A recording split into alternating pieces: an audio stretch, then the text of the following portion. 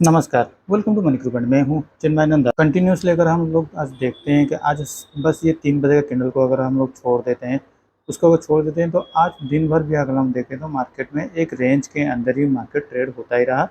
नीचे की तौर से 25,850 और ऊपर की ओर से 26,000 ये लेवल के अंदर ही मार्केट ट्रेड कर रहा था।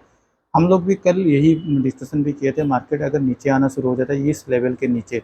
कल का जो ये जो स्विंग का लेवल है करीब आ जाता है 24,900 के नीचे, तो हम लोग थोड़ा बहुत सेल के लिए भी प्लान आउट कर सकते हैं। लेकिन हाँ, हमको एक प्राइस एक्शन दिखाई देना जरूरी है। और यहाँ पर भी मैं बोला था कि ऑफ साइड में मतलब जब मार्केट ऑल टाइम हाई के लेवल के आसपास होता है तब एक अच्छा खासा अगर आपको प्राइस एक्शन दिखाई देता है टॉप लेवल पे, तो ये अच्छा खासा हमको एक सेल का अपॉर्चुनिटी देखने को मिल सकता है। मार्केट हम लोग का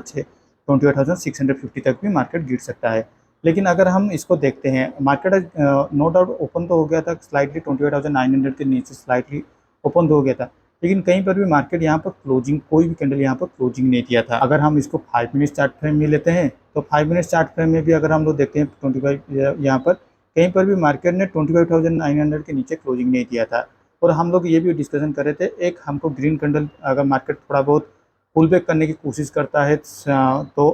अगर वो पुल बैक हम लोग का फेल्ड हो जाता है तो वहाँ पर भी हम लोग अच्छा खासा सेलिंग के लिए भी प्लान आउट कर सकते हैं पहला रेड कैंडल। तो यहाँ पर भी देखिए पहला रेड कैंडल ये आता है जब भी हम लोग को ये कंटिन्यूसली साइडवेज जाने के बाद से 5 मिनट चार्ट में मैं बता रहा हूँ, कंटिन्यूसली साइडवेज जाने के बाद से यहाँ पर हमको एक रेड कैंडल दिखाई देता है जो कि एक कंफर्मेशन देता है कि मार्केट नीचे अब गिर सकता है। लेकिन उसके बाद देखिए कंटिन्यूसली इतने टाइम तक करीब 1 घंटे के आसपास कहीं पर यहाँ पर कहीं पर भी मोमेंटम नहीं आता है। जब भी मार्केट में सेल आना होता है तो ये फास्ट एंड फ्यूरियस के हिसाब से होता है, ये अचानक से इस तरीके से टाइम पास नहीं करता। अगर इस तरीके से टाइम पास कर रहा है तो आपको ये समझना होगा कि 100 ट्रेड में से करीब 80 टू 85% चांसेस यही है कि ज़्यादातर चांसेस यही होते हैं कि वो फेल होने वाले, वो प्राइस एक्शन नहीं बनते हैं। फिर यहाँ पर आपको एक मिला होगा प्राइस एक्शन के लिए, यहाँ पे आपको मिला होगा, लेकिन इतने टाइम स्पेंड होने के बाद चलते यहाँ पर मार्केट कंसोलिडेशन फेज में जा चुका है। तो अभी यहाँ पर और ज़्यादा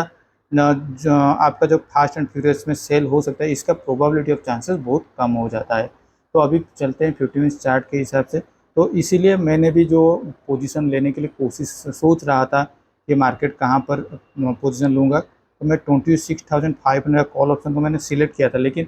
यहाँ पर जिस तरीके से 50 मिनट चार्ट में भी अगर आप देख सकते हैं, यहाँ पर एक रेड कैंडल फॉर्मेशन होता है, लेकिन रेड कैंडल के फॉर्मेशन होने के बाद यहाँ पर उसको एक फॉलोअप कैंडल नहीं मिलता है, तो इसके वजह से मार्केट फिर से साइडवेज में चला जाता है। तो इसी वजह से मैंने पोजीशन को नहीं लिया था। और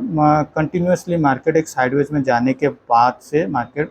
क्लोजिंग आवर के आसपास 3 बजे के कैंडल के आसपास से मार्केट 26,000 के ऊपर जाके क्लोजिंग दे भी दिया है, जो कि ऑल टाइम हाई के लेवल के हिसाब से क्लोजिंग के बेसिस में भी ये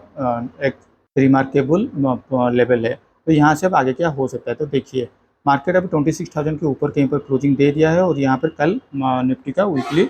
मंथली एक्सपायरी है। तो यहाँ पर ये हो सकता है मार्केट अभी एक हमको बड़ा गैप अप में भी ओपनिंग देखने को मिल सकता है, मुझे ऐसा लग रहा है। क्योंकि प्रीवियसली जब भी मैं मार्केट को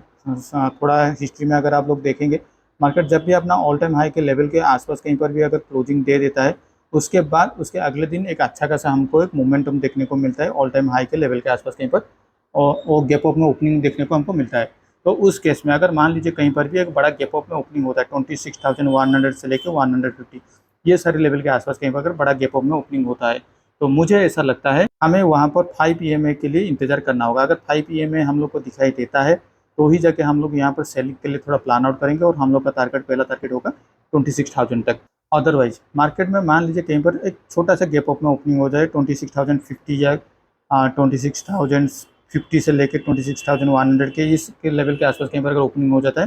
तो पहले एक प्रॉफिट बुकिंग कैंडल के लिए हम लोग इंतजार करेंगे। पहले प्रॉफिट बुकिंग कैंडल अगर ख़त्म हो जाता है, 5 मिनट्स में हो गया या फिर 50 मिनट, जिसको जो कैंडल प्रीफर होता है, उसके बाद जब भी ये उस कैंडल को ऊपर की ओर से तोड़ता है मार्केट, हम लोग वहाँ पर प्लान आउट कर सकते हैं बाइंग के साइड की ओर से। और हम लोग का स्टॉप लॉस करीब वो जो प्रॉफिट बुकिंग कैंडल का जो लोअर पॉइंट होगा वो होने वाला है, या फिर ये जो लेवल होगा 26,000, ये दोनों लेवल में से कोई भी अगर आप अपना स्टॉप लॉस आपके रिस्क टू रिवार्ड के हिसाब से मेंटेन कर लीजिएगा। लेकिन अगर मान लीजिए कहीं पर फ्लैट में ओपन होता है तो वहाँ पर हमको फिर से देखना होगा मार्केट में इंटेंस क्या है। मार्केट फ्लैट में ओपन होकर ऊपर की ओर से जाने के लिए कोशिश कर रहा है तो 5 मिनट चार्ट में हो गया, या फिर 15 मिनट चार्ट पे हमको प्राइस एक्शन दिखाई देना चाहिए, या फिर नीचे की ओर से भी आता है तो हम लोग को प्राइस एक्शन दिखाई देना चाहिए। अदरवाइज 3 दिन मार्केट साइडवेज और आज थोड़ा अगर हम बोल सकते हैं तो इसको वोलेटिलिटी हम लोग इसको बोल सकते हैं।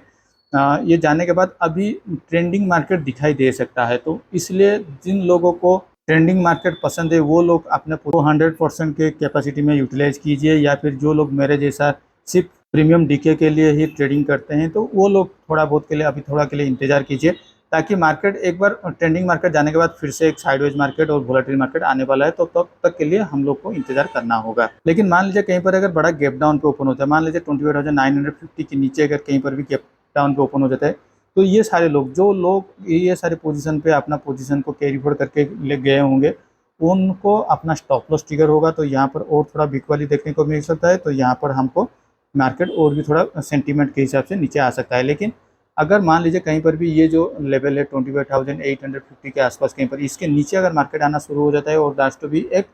प्राइस एक्शन बनाते हुए आ रहा है, तो हम लोग को फिर से एक सेल के लिए ऑप्शन सेल के लिए एक लेवल मिल जाएगा, और ये ऑल टाइम हाई के लेवल के आसपास है, तो हम लोग को फिर से एक अच्छा खासा पॉइंट्स भी मिल सकते हैं नीचे की ओर से 25,650 तक। तो चलिए अब देख लेते हैं हमारे बैंक निफ्टी की ओर। बैंक निफ्टी भी अभी सिमिलरली आज जिस तरह से लग रहा था बैंक निफ्टी का मंथली एक्सपायरी था, लेकिन जिस तरह से रोल ओवर हो रहा था मुझे ऐसा लग रहा था मार्केट में आज निफ्टी का रोल ओवर ज़्यादा हो रहा है। तो बैंक निफ्टी में भी हम लोग पहले जो डिसाइड किए हुए हैं 25,100 से लेके 200 ये सारे लेवल को ऊपर की ओर से जब भी तोड़ेगा ब्रेकआउट देगा एक प्राइस एक्शन बनाते हुए 5 मिनट चार्ट पे हो गया, 50 मिनट चार्ट पे हम लोग बाइंग के साइड पे प्लान आउट करेंगे। अदरवाइज ये सारे लेवल पे आसपास कहीं पर 53,800 के नीचे हम लोग एग्रेसिवली सेल के लिए प्लान आउट कर सकते हैं। बैंक निफ्टी में एग्रेसिवली सेल आउट कर 53,800 के नीचे ही हो सकता है, और इसके नीचे अगर कहीं पर भी मार्केट ओपन हो जाता है, मान लीजिए 54,000 के आसपास कहीं पर भी अगर ओपन हो जाता है, तो ऊपर की ओर से 54,200 और नीचे की ओर से 53,800 ये रेजिस्टेंस और सपोर्ट की तरफ एक्सपर्टली काम करेगा, तो यहाँ पर मार्केट थोड़ा वोलेटिलिटी मेंटेन कर सकता है। अदरवाइज अगर अब कहीं पर बड़ा गैप अप में ओपनिंग हो जाता है 300 350 पॉइंट के बड़ा गैप अप में ओपनिंग हो जाता है, तो यहाँ पर भी मैं यही सजेस्ट करूँगा कि आप 5 EMA के हिसाब से इंतजार कीजिए कहाँ पर आपको सेल के लिए प्लान आउट लेवल मिल रहा है। वंस यहाँ पर भी अगर हम लोग 5 EMA में हम लोग को सेलिंग के लिए प्लानिंग होता है, तो यहाँ पर करीब हम लोग का जो पहला टारगेट होगा 52,200 और उसके बाद हम लोग का जो दूसरा टारगेट होगा 54,000 का भी हम लोग को देखने को मिल सकता है। तो चलिए अभी देख लेते हैं हमारे पोजीशन की ओर। मैंने आज हमारा जो पोजीशन कल जो कैरी फॉरवर्ड पोजीशन था मैं उसको आज स्क्वायर अप कर लिया हूँ, और स्क्वायर अप में मेरा करीब अभी अगर हम देखते हैं 2,000 रुपये का प्रॉफिट मुझे यहाँ पर दिखाई दे रहा है।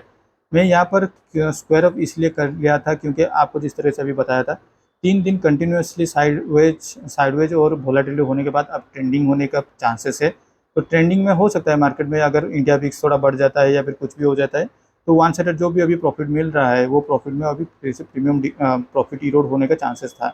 तो इसलिए मैं अभी प्रॉफिट बुकिंग कर चुका हूं और अभी इंतजार करूंगा फिर से एक नया पोजीशन लेने के लिए, क्योंकि मैं ट्रेंडिंग मार्केट से ज़्यादा मैं प्रीमियम डीके के लिए ट्रेड करता हूं, और ट्रेंडिंग मार्केट में मैं ज़्यादा कैप्चर इसलिए नहीं कर पाता हूं क्योंकि मैं ज़्यादातर टाइम स्क्रीन टाइम में यूटिलाइज नहीं कर पाता हूँ। तो आज के लिए इस वीडियो में बस इतना ही। Thank you.